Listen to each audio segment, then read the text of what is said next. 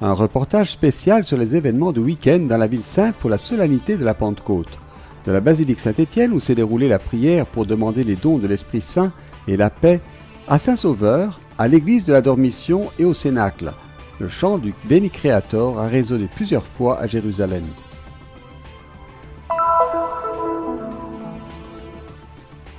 En Terre Sainte, une période riche en célébrations s'est terminée par un appel du patriarche de Jérusalem des Latins, Monseigneur Pizzaballa, à aider la communauté chrétienne de Gaza. Un voyage dans le sud de la Terre Sainte pour découvrir le lys de la Madone, une fleur considérée comme en voie de disparition. Le quatrième et le dernier volet de la série sur l'importance de Notre-Dame comme patronne de l'ordre franciscain. Un projet du Terra Sancta Museum de Jérusalem.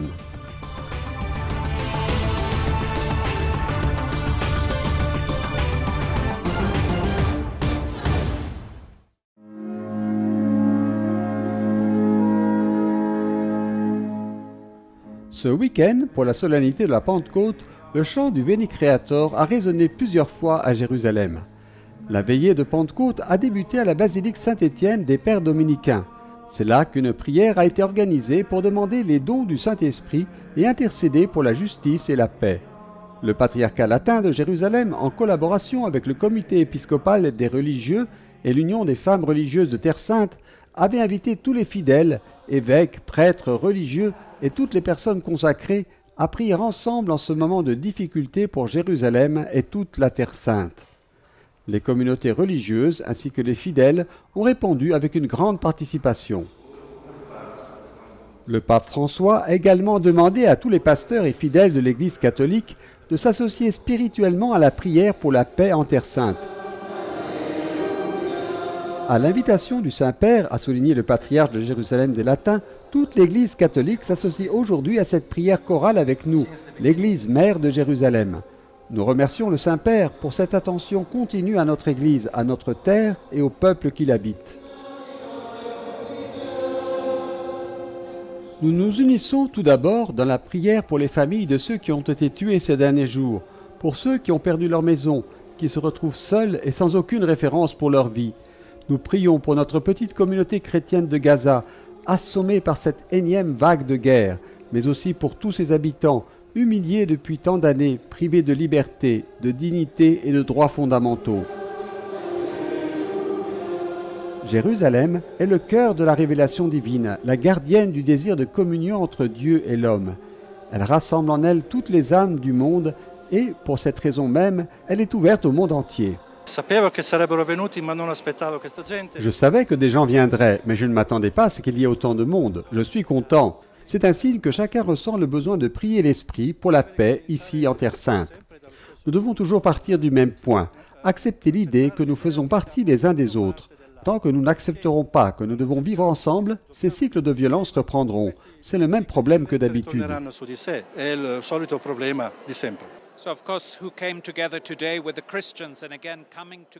Tous les milieux différents dans lesquels les chrétiens se sont implantés sont réunis ici aujourd'hui. Une réalité fantastique de notre Église. Nous avons des chrétiens qui sont des Arabes palestiniens. Nous avons des paroissiens chrétiens à Gaza. Nous avons des paroisses chrétiennes dans tout le monde arabe, ici en Palestine et en Israël. Et puis, nous avons la présence de chrétiens d'expression juive, de petites communautés réparties dans les grandes villes israéliennes, des chrétiens qui parlent l'hébreu et qui parlent ce langage d'amour, de pardon, de réconciliation, de dialogue en hébreu.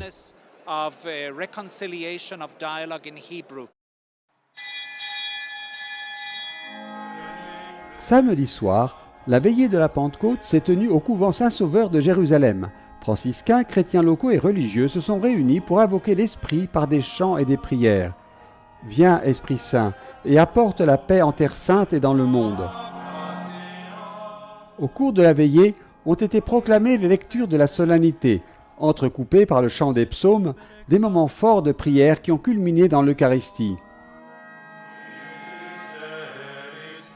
Dans son homélie, Frère Francesco Patton, custode de Terre Sainte, a souligné que nous sommes ici pour demander à l'Esprit d'intercéder pour nous, non seulement pour mettre fin à la pandémie de Covid au niveau mondial, mais aussi pour mettre fin à la pandémie de violence et de haine, pour que le conflit qui s'est rallumé ici il y a quelques semaines prenne fin, pour que cesse le conflit en Syrie qui s'éternise depuis plus de 10 ans, pour que cesse le conflit au Yémen, pour que cessent les conflits qui continuent de souiller l'Afrique, l'Asie, l'Amérique latine et l'Europe de l'Est.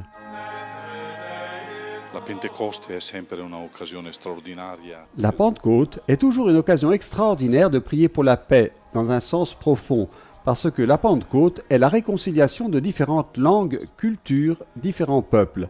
La Pentecôte est un modèle élevé de paix. La paix comme absence pure et simple de conflit entre les personnes, mais aussi la paix comme réalisation d'une communion qui est le don de Dieu.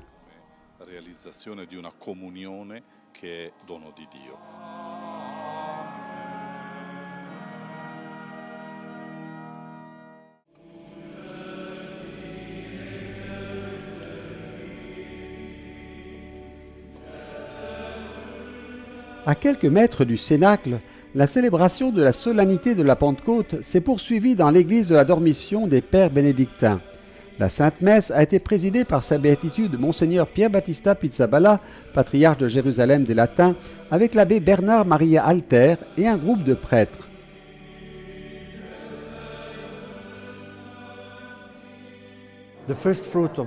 Le premier fruit de l'Esprit est la paix. Et nous devons vraiment devenir des enfants de Dieu dans l'Esprit Saint pour réaliser ce qu'il veut de chacun de nous.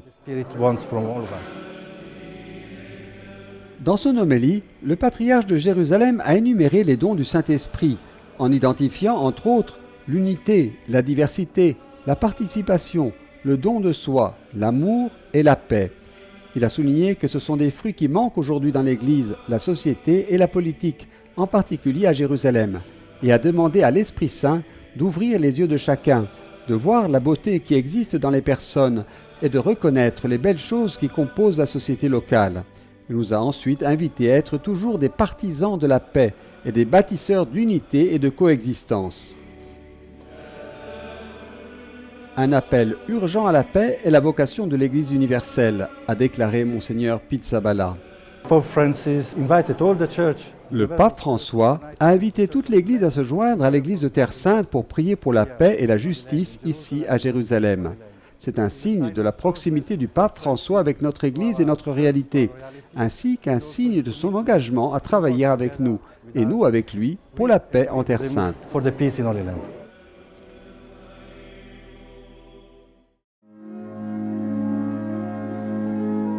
Le week-end de Pentecôte à Jérusalem s'est terminé dans le lieu par excellence, le Cénacle. La reconnaissance de la chambre haute comme lieu de la descente du Saint-Esprit et de la dernière scène est attestée dès les premiers siècles du christianisme. L'après-midi du dimanche de Pentecôte, les franciscains de Terre Sainte se sont rendus en pèlerinage au Saint-Cénacle. Et à cette occasion, ce sont les frères du couvent Saint-Sauveur qui ont préparé le cadre de la célébration des secondes vêpres.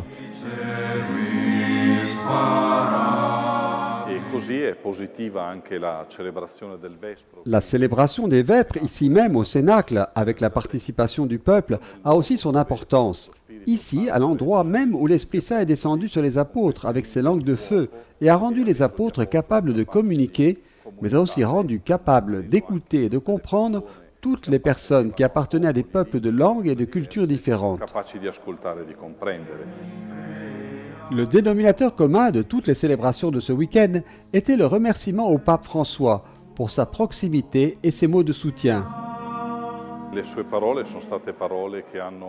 Des mots qui ont encouragé non seulement à aller vers une trêve qui a été obtenue, mais à aller vers un discours de dialogue, de réconciliation et de paix.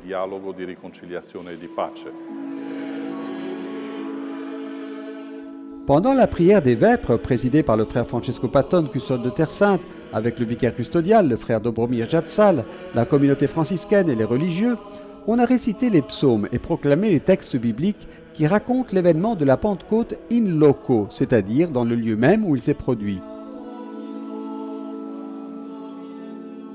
Quand arriva le jour de la Pentecôte, ils se trouvaient réunis tous ensemble. Soudain, un bruit survint du ciel comme un violent coup de vent. La maison où ils étaient assis en fut remplie tout entière. Tous furent remplis d'Esprit Saint. Ils se mirent à parler en d'autres langues, et chacun s'exprimait selon le don de l'Esprit. Au cours de la liturgie, on a encensé 2 fois la chambre haute, le lieu où, selon la tradition, est descendu l'Esprit Saint. Dans la réflexion du custode de Terre Sainte, un appel pressant. En ce temps et en ce lieu, je sens que nous devons non seulement réfléchir au don du Saint-Esprit, mais surtout l'invoquer. Esprit du Seigneur, nous avons besoin que ton vent souffle impétueusement, une fois de plus dans ce Moyen-Orient souffrant qui est le nôtre et dans le monde entier, afin que chacun de nous retrouve le désir de vivre et d'annoncer l'Évangile, pour redonner l'espoir à l'humanité désorientée. Il est nécessaire que ton souffle circule sans cesse sur cette terre qui est la nôtre.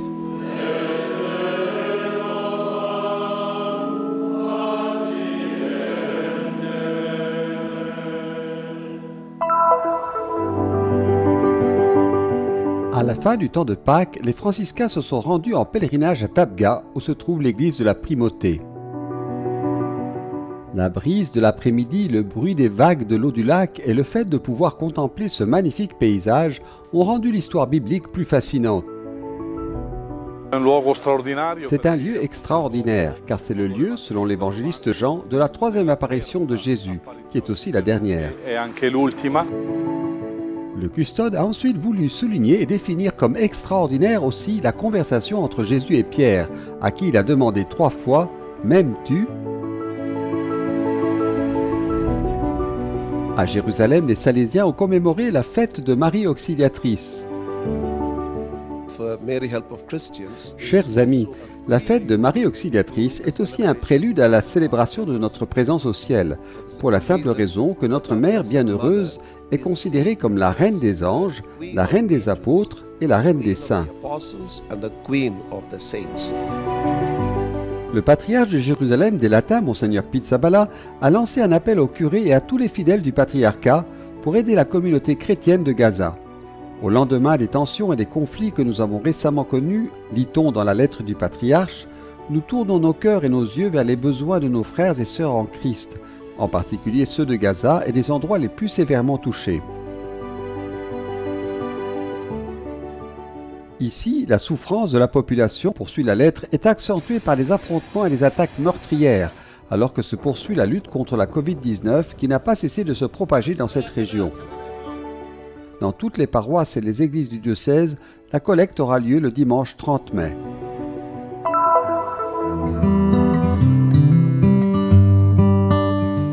C'est le printemps au Moyen-Orient. Partons en voyage pour admirer la floraison d'une plante originaire de cette terre, le lys de la Madone ou le lys de la Vierge, que l'on trouve dans les réserves naturelles du pays et qui est considéré comme une espèce en voie de disparition. On les trouve notamment à Beersheba, la ville où le patriarche Abraham a vécu dans la Bible. Les lys sont des fleurs à tiges hautes qui mesurent de 90 cm à 1,5 m et sont très parfumées.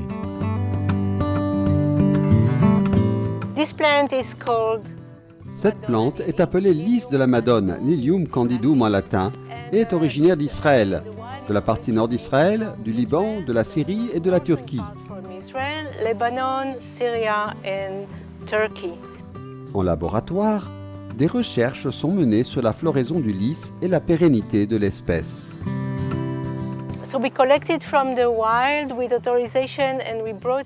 Avec les autorisations nécessaires, nous collectons des graines et des bulbes dans la nature. Nous les apportons ici et nous les plantons dans mon laboratoire à l'université Ben Gurion. Et avec ce matériel, nous commençons à faire des recherches. L'un des principaux projets était de le faire fleurir au moment de la fête de l'Annonciation et pour la Pâque. Bien sûr, le lys fleurit dans son environnement sauvage à la fin du mois d'avril ou au mois de mai et ici, il fleurit plus vite parce que nous sommes dans le sud et qu'il fait plus chaud.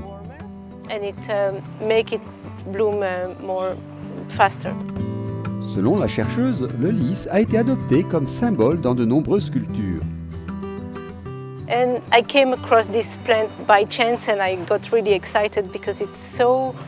J'ai découvert cette fleur par hasard et j'ai été attiré par elle car elle est très belle et significative pour de nombreuses cultures.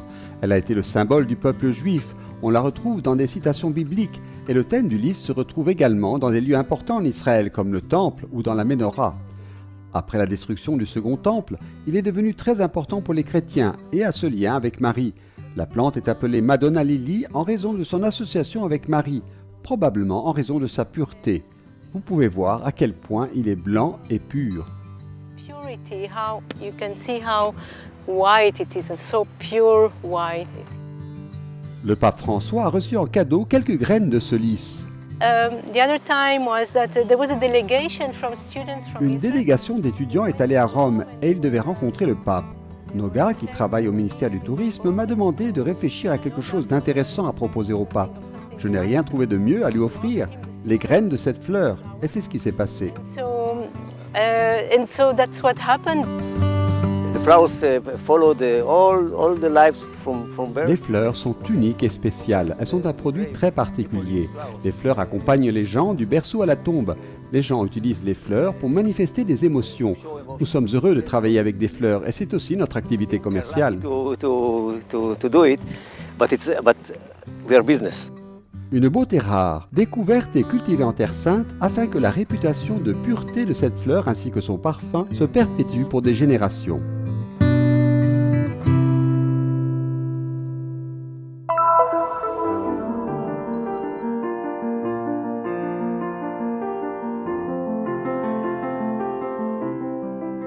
Savez-vous que Marie est la sainte patronne de l'ordre franciscain? Mais pourquoi cette importance de la Vierge pour l'ordre? Nous vous proposons de le découvrir à travers une sélection d'objets issus des collections de la Custodie de Terre Sainte. Ils seront exposés dans la future section historique du Terra Sancta Museum. Ce musée, qui sera situé dans le couvent de Saint-Sauveur à Jérusalem, sera le lieu où redécouvrir l'histoire des franciscains en Terre Sainte et leur dévotion à la Mère de Dieu.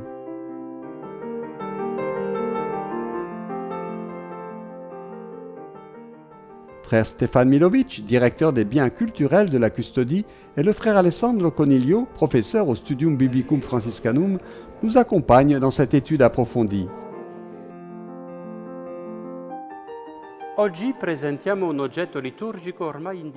Aujourd'hui, nous vous présentons un objet liturgique qui n'est plus utilisé lors de nos célébrations. Il s'agit d'un baiser de paix en feuille d'argent réalisé en 1561. Ce baiser de paix, appelé aussi osculatorium, est un objet adopté par la liturgie au XIIe siècle. Il était embrassé par le célébrant avant la communion. Il est arrivé à Jérusalem de l'île de Rhodes et une inscription nous indique qu'il s'agit d'une commande faite par 3 frères franciscains. La scène représentée est peut-être dérivée d'une gravure ou d'une peinture et représente la Vierge à l'enfant trônant sous un baldaquin entre Saint François et Saint Louis d'Anjou. On a émis l'hypothèse que cet objet puisse avoir été fabriqué en France ou à Venise en raison du cadre iconographique similaire aux peintures de la Renaissance vénitienne.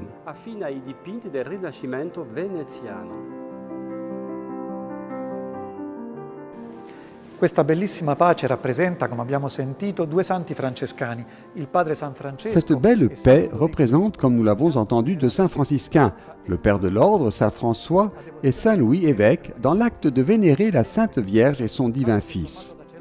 La dévotion de François à la Très Sainte Vierge a toujours été sincère, à tel point que Thomas de Celano nous informe que, en son honneur, il chantait des louanges particulières, élevait des prières, offrait des affections si nombreuses et telles que la langue humaine ne pouvait les exprimer.